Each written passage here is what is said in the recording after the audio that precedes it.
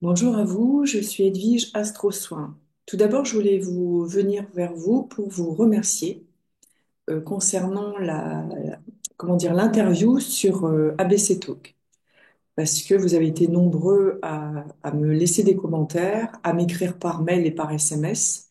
Donc, je voulais vous dire, si vous me suivez, toutes les personnes qui ont été sur cette interview, ne vous inquiétez pas, je vais prendre contact avec vous. Ça va mettre un tout petit peu de temps, mais je serai là pour vous. Il n'y a pas de problème. Donc aujourd'hui, je vais vous parler de la nouvelle lune qui est en Poisson et qui sera le 28 février. Donc je vais vous faire un partage d'écran. Voilà. Donc,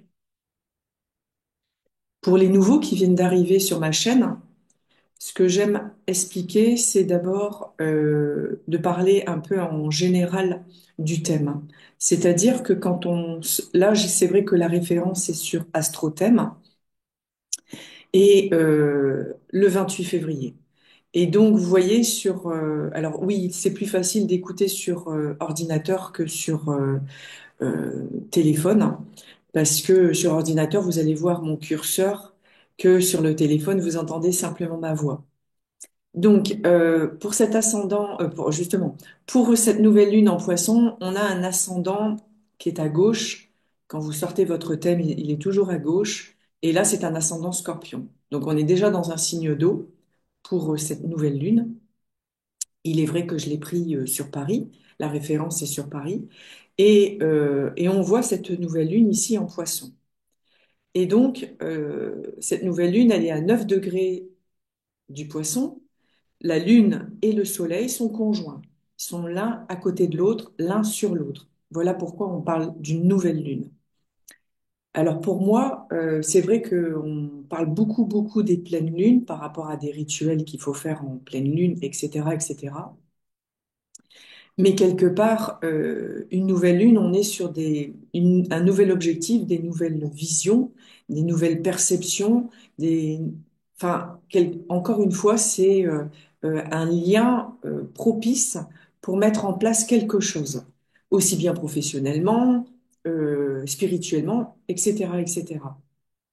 Et là, vous voyez, on est déjà à 9 degrés du Poisson. Donc forcément, à l'heure où je l'ai prise, eh bien, il se peut que très tôt le matin, eh bien, cette nouvelle lune sera au début du Poisson. Donc forcément, ça va plutôt être en lien aussi avec les personnes qui seront du signe du Poisson. Premier décan, deuxième décan, troisième décan. Là, pour cette nouvelle lune, on est plus en lien avec l'énergie beaucoup plus forte pour les premiers décans et deuxième décan. Alors, bien évidemment, là, c'est le 28 février, le 29 février, on sera encore avec la nouvelle lune à l'intérieur du poisson. La lune sera en poisson encore. Ce que je veux dire, c'est que l'énergie sera encore très forte du fait que c'est dans le signe du poisson. La lune, c'est quoi? C'est une énergie yin, une énergie féminine, la sensibilité, vos émotions. Le soleil, c'est quoi? C'est l'énergie yang, votre réalisation, votre lumière intérieure. Voilà. Et donc, quand on réunit les deux, eh bien, forcément, on met de la lumière sur vos émotions. Où est-ce que vous en êtes? Où est-ce que vous en êtes, pardon, au niveau de vos émotions? Mais vos émotions, en fait, en lien au poisson. Le poisson, il est plutôt dans un signe d'eau, bien évidemment, mais dans l'empathie. Il peut être éponge. Son énergie, c'est être au service d'eux, d'être dans le dévouement et parfois dans le sacrifice, besoin d'être utile. Comprendre pourquoi il y a toujours ce besoin de se dire, moi, je veux être utile à la société, je veux être utile pour quelqu'un ou pour mon animal, etc., etc. Donc voilà, il y a comme un oubli de soi pour aller vers les autres.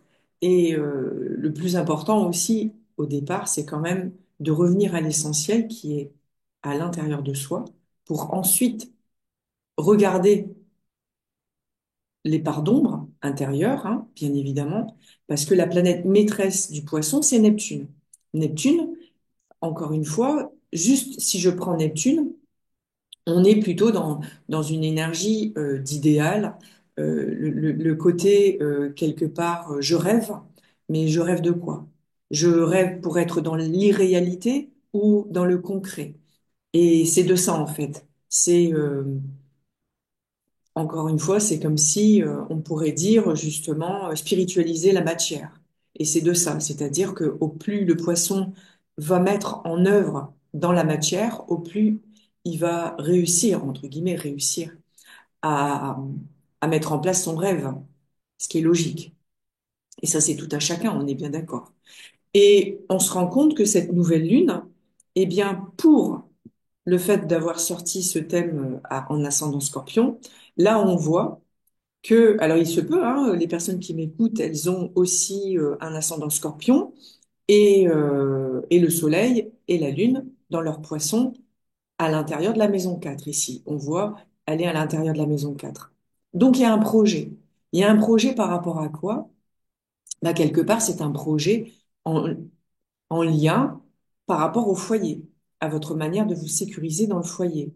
Est-ce que vous avez peut-être envie d'améliorer votre foyer, de, de, de ramener plus de personnes à l'intérieur de chez vous, ou peut-être c'est votre travail hein, qui est chez vous. Et voilà, donc il y a une œuvre à concrétiser, à réaliser, parce que vous allez mettre la lumière, vos émotions dans ce projet, dans le cadre familial. Alors c'est vrai que ça peut être aussi une connexion particulière avec vos ancêtres. Voilà, on est dans un ordre métaphysique avec le poisson, donc il y a, oui, c'est une connexion spirituelle, bien évidemment, hein. Et on voit, ce que je voulais vous dire tout à l'heure, c'est que cette nouvelle lune, on voit qu'elle est opposée ici à la maison 10. Donc on voit bien que euh, on a envie de faire des choses, mais il y a peut-être quelque chose qui vous retient. C'est comme si, au jour d'aujourd'hui, vous êtes arrivé un peu à un stade où vous vous posez des questions sur, oui, votre foyer, donc la maison 4, hein, dans votre manière d'exister dans votre foyer, mais en face, c'est la maison 10. Pour les personnes qui sont ascendant Scorpion, hein, c'est vraiment un exemple. Eh bien, ça veut dire qu'il se peut, encore une fois, que vous vous posez des questions par rapport à votre vie professionnelle. Est-ce que vous avez cette sensation d'être saturé, de quelque part être arrivé un peu au bout du rouleau au niveau de votre fatigue émotionnelle et que vous vous posez des questions du est-ce que ça serait judicieux de changer de vie professionnelle? Peut-être vous vous posez ces questions-là, les personnes du signe du poisson. Et en face, avec cette maison 10 en vierge, il se peut aussi que les personnes du premier décan de la Vierge, ils ont un peu la même énergie de comment je peux me rendre utile. Est-ce que j'ai besoin de d'être un positionnement social? Est-ce que j'ai besoin d'être dans le bien-être? Est-ce que j'ai envie de me lancer dans la thérapie, quelle qu'elle soit une thérapie par rapport à vous-même, hein, ou une thérapie au niveau professionnel? Et on se rend compte ici, cette nouvelle lune qui est toujours en poisson à 9 degrés, elle fait un carré, donc ce trait rouge ici, c'est un carré, que face à la maison 10, c'est une opposition. Et bien là, on revoit le carré avec Jupiter, et Jupiter referme ce carré avec la maison 10. Donc, on voit bien, encore une fois, que cette période du 28 février, 29 février, donc cette période en fait actuelle, eh bien, il y a des choses à régler. Des choses à régler avec Jupiter. Jupiter qui est en Gémeaux. Gémeaux, c'est Mercure, c'est la parole, c'est la communication. Et justement, quand on regarde plus loin, Mercure est aussi en Poisson. Donc, on voit bien que les Poissons, les Gémeaux, la Vierge ont des choses à... Alors, on est tous, hein, Poissons, Gémeaux, Vierge, bien évidemment, hein. Je ne retire pas de ça non plus. Mais là, pour ce cas de figure, on voit bien qu'il se peut, encore une fois, je vous dis toujours il se peut parce qu'on est dans des hypothèses, on n'est jamais dans une affirmation. Jupiter en Gémeaux, c'est un, c'est un moyen d'expression pour être dans la justice, les choses justes, être authentique, vrai.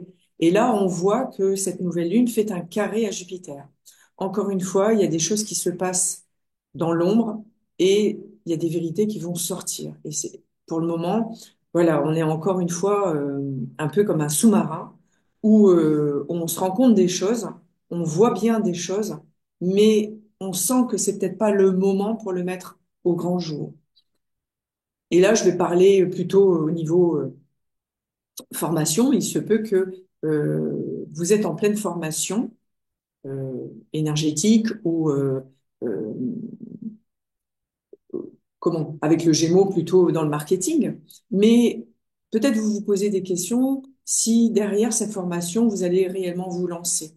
Je dirais, soyez patient, juste être à l'écoute de tout ce que vous avez pu apprendre pour ensuite vous dire, bah voilà, moi j'accueille tout ce que j'ai compris et appris, et ensuite je verrai si je me lance ou pas. Mais ne soyez pas fermé à vous dire, oh là là, où je vais avec cette formation, parce que j'ai l'impression que c'est pas forcément juste à ce moment-là de m'être lancé dedans. Et c'est vrai que je pense beaucoup aux jeunes enfants qui doivent faire des choix dans leur vie professionnelle.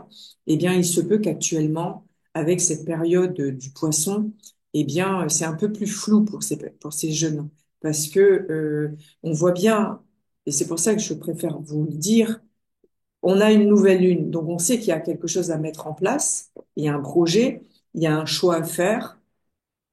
On a Saturne, Saturne en poisson, on peut voir qu'il peut y avoir un obstacle dans nos choix, mais encore une fois, il faut euh, se dire, ben, ça doit être juste ce que je ressens. Mercure, on est dans la communication. Je sens que je dois transmettre peut-être, je dois apprendre. C'est l'apprentissage, hein, Mercure.